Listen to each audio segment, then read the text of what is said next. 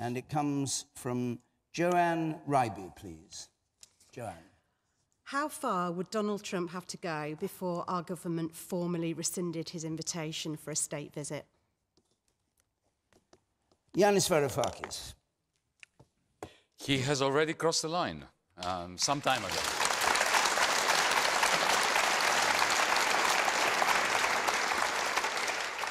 He is the President of the United States of America, which is a great ally of the United Kingdom. But he's not a great ally of his own people. And this visit would be greatly divisive in this country. It would create an incongruity in the Houses of Parliament. And there is absolutely no reason why he should be invited at this stage. Would you formally rescind an invitation that was formally given on behalf of the Queen? Would you withdraw it? Right. Absolutely. All right. Sanjima. I think Yanis makes a very good point. What Donald Trump did recently, I think, has definitely crossed a line.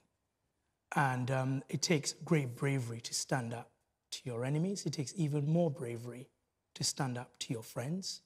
And I think Theresa May was right to rebuke him on Twitter for his comments and his retweets of Britain First. We are a tolerant and decent country. We are open, and I think it was right that she did that. In terms of whether or not Donald Trump comes to this country, I am personally deeply uncomfortable about it. I am deeply uncomfortable because he is deliberately divisive, and this will be divisive at a time that we are trying to unite our country.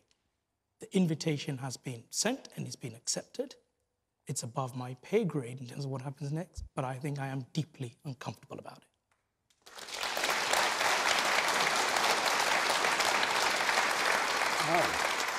Chuka. Well, I think the first thing to say, I think we've got to acknowledge that the US is bigger than Donald Trump, and there are a huge number of Americans, I have an American family, who find him as abhorrent as we do. I mean, let's just, be frank about it. This guy is a racist, he's a misogynist, he's an Islamophobe. I mean, he campaigned promoting hate. And what he's now doing in retweeting Britain First is basically doing so in our country as well. And I think the thing that I find most concerning is this kind of sense, oh, well, it's Donald Trump. This is what he does. It's another shocking thing that he does. But the problem with that is you are normalising hatred if you approach it in that way, just because he is the President of the United States. And I think if you normalise hatred and the kinds of things that he has said, the kinds of things that he stands for and promotes, you are going down a very dangerous road indeed, which is why I think the Prime Minister should be big enough to say, look, I got this wrong. In fact, I probably shouldn't have invited him in the first place. Rescind the invitation. Carrying on with it makes us look needy, and I fear normalises hatred, which is not what we should be doing. But it doesn't normalise it. I mean, the Prime Minister rebuked him on Twitter, and today she went even further. She's made it very clear that, yes, the United States as a country is our ally, but Donald Trump retweeting those tweets from Britain First is unacceptable. And I think that is what we want our Prime Minister to be doing. Why not disinvite him? That is the ultimate rebuke. That will make a statement to the world. Is there a slight problem that we are dependent on the United States for a trade deal when we leave the EU?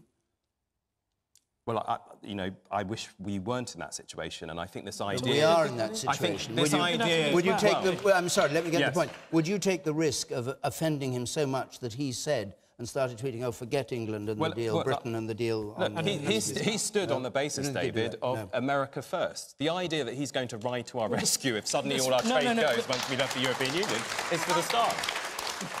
Henry Bolton. Yeah, first of all, I don't think he's crossed a line, perhaps in some people's minds, but this is a state visit.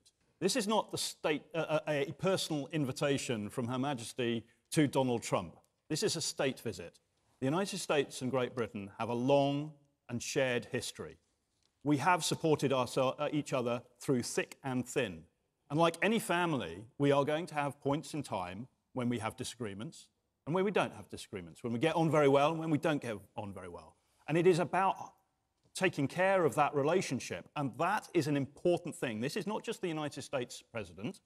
He is also commander-in-chief, and he is a significant leader in the world's largest superpower.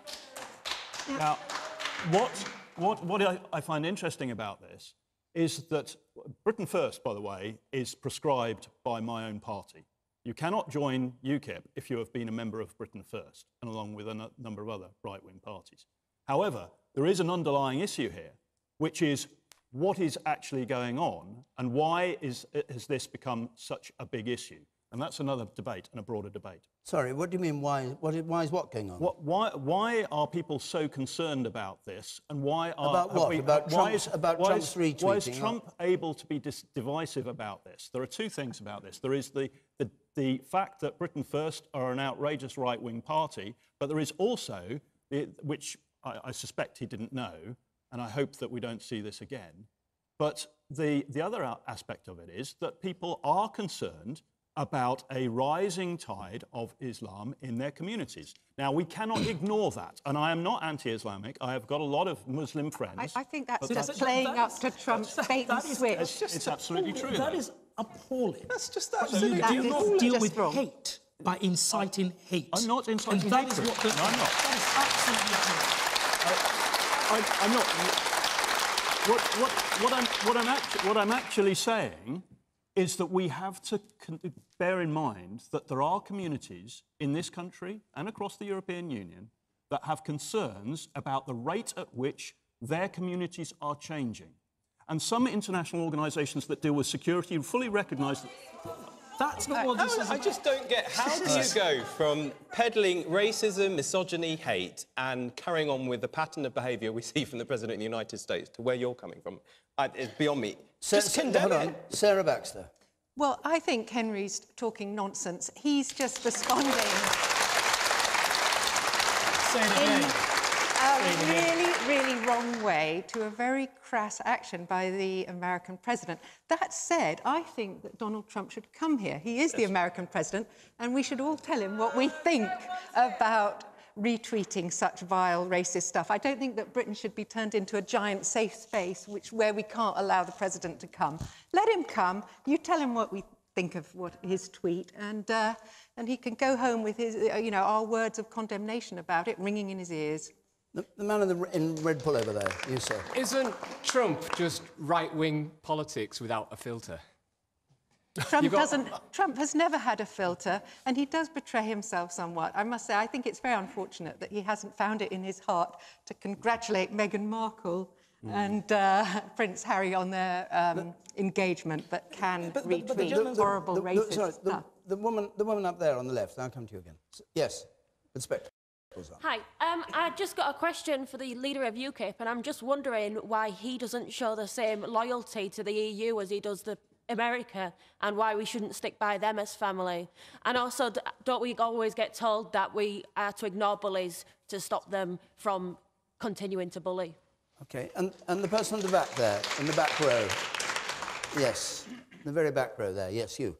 As a teacher, all the time I have to be a role model for my students, as do my colleagues. And I think it's appalling that we're in a situation today where we've got the leader of the most powerful nation in the world being able to offend so many people and to actually create tension, to create aggression, and to create the very things that we as a society are trying to prevent.